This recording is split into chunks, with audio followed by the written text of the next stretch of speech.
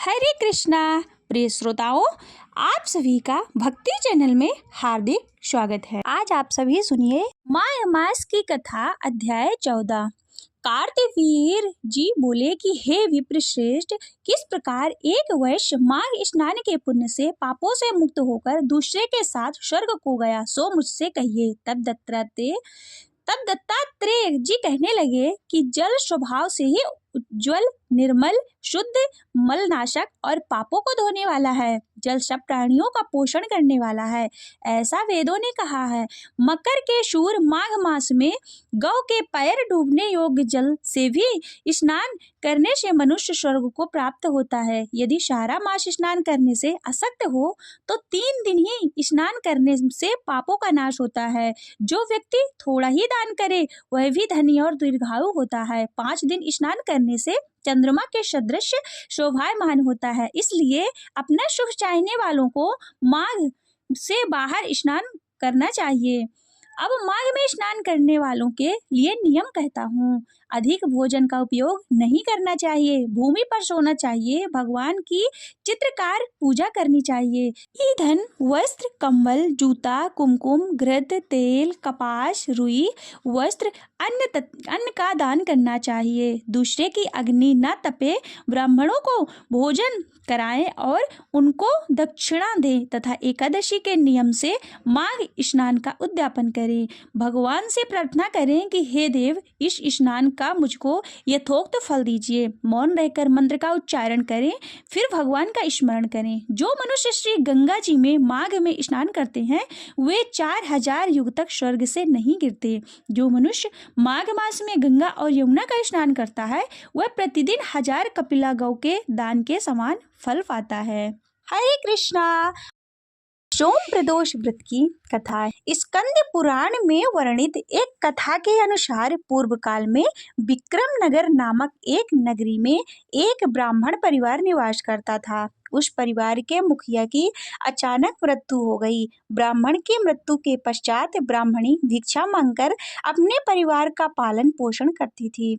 उसका एक बेटा था जिसके साथ वह भिक्षा मांगने जाया करती थी और शाम में भिक्षा मांगकर वापस लौट आती थी। एक दिन जब वह शाम को भिक्षा लेकर लौट रही थी तो उसकी नज़र नदी के किनारे एक नवयुवक पर पड़ी। जब वह उसके पास गई तो उसने देखा कि वह बालक घायल अवस्था में दर्द से कराह रहा था। ब्राह्मणी को यह देखकर बहुत कष्ट हुआ और दया भाव के चलते वह उस नवयुवक को घर ले आई। उस बालक का नाम धर्मगुप्त था, जो कि विदर्भ का राजकुमार था, लेकिन ब्राह्मणी को इस बारे में कोई जानकारी नहीं थी। अपने बेटे की तरह ब्राह्मणी ने उसका पालन पोषण किया और एक माँ की तरह पूरे स्नेह के साथ उसका ध्यान रखा। इसी तरह परिवार में तीनों का समय व्यतीत होने लगा। कुछ समय पश्चात ब्राह्मणी दोनों बालकों के साथ मंदिर गई। वहां उनकी भेंट ऋषि शांडिल्य से हुई।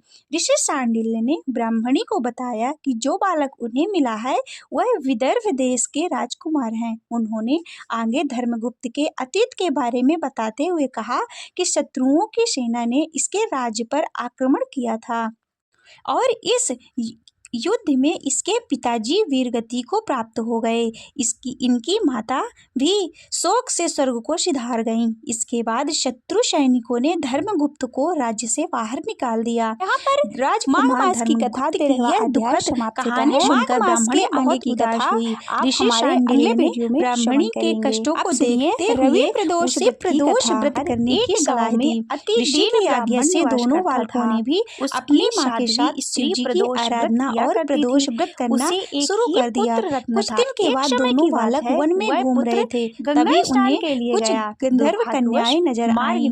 ब्राह्मण ने उसे घेर लिया, घर लौट आया, किंतु राजकुमार धर्मगुप्त की अंशुमति नाम के गंधर्व कन्या से बात होने लगी। गंधर्व कन्या और राजकुमार एक दूसरे पर मोहित हो गए। कन्या ने विवाह हेतु राजकुमार को अपने पिता से मिलने के लिए बुलाया। दूसरे दिन जब वह पुनः गंधर्व कन्या से मिलने आया तो गंधर्व कन्या के पिता ने बताया कि वह विदर्भ देश का राजकुमार है। गंधर्व राज को भगवान शिव ने सपने में दर्शन देकर अपनी पुत्री का विवाह राजकुमार धर्मगुप्त से कराने की आज्ञा दी। भगवान की आज्ञा मानकर गंधर्व राज ने अपनी पुत्री का विवाह राजकुमार धर्मगुप्त से करवा दिया। इसके बाद राजकुमार धर्मगुप्त ने गंधर्व सेना की सहायता से विदर्भ देश पर पुनः आदि चोरों को खोजते हुए प्राप्त किया। राजकुमार ने ब्राह्मणी के पुत्र को अपनी सेना का प्रधानमंत्री नियुक्त किया। इस प्रकार प्रदोष व्रत करने के फलस्वरूप अंततः उन तीनों लोगों के सभी कष्ट दूर हो गए। कथा सुनने वाले सभी भक्तजनों पर भगवान शिव की कृपा सदैव बनी रहे। प्रदोष व्रत की पूजा विधि और इसके महत्व के बारे में जानने के लिए मन ही मन हमारे YouTube भक्ति चैनल को सब्सक्राइब जरूर करें। सब्सक्राइब के बाद बेल आइकन को प्रेस करना बिल्कुल ना भूलें ताकि हमारे प्रतिदिन की वीडियो अपडेट आपको समय समय पर प्राप्त हो सके। श्री शिवाय नमस्तुभ्यं। श्री शिव चालीसा।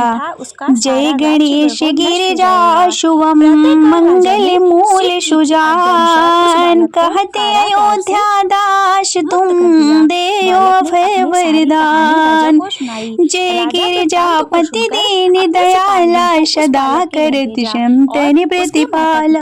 लाल चंद्रमा शोभतनी के कारण कुंडल नाग पनी के अंग गौर शिर गंगे बहाए मुंड माल तन छार लगाए। वस्त्र खालवा अंदर शोहे छवि को देखे नाग मुनि मोहे। मैं न मातु गो है वे दुलारी वामे अंग फरगत छवि नार। कर त्रिशूल सोहत छवि भारी करत सदा